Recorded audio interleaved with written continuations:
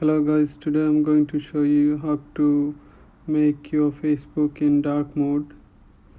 So before you get started, first go onto App Store and update Facebook to latest version. So search for Facebook and then open it, and you will show if your Facebook is up to date or it needs updating.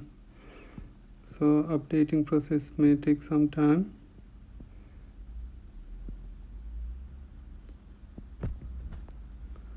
Once you're done updating, wait a little while and then open up the Facebook page.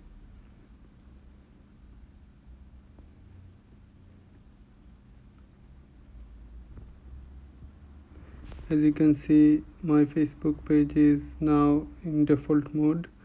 It's all white. So we are going to change it to the dark mode.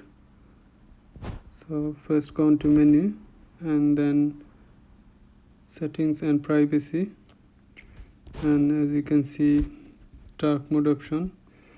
So you can turn it on, off, or system. So I'm going to make it on. So it's all turned dark now. You can change back to the original settings. So just go on to menus again and then settings and privacy and dark mode.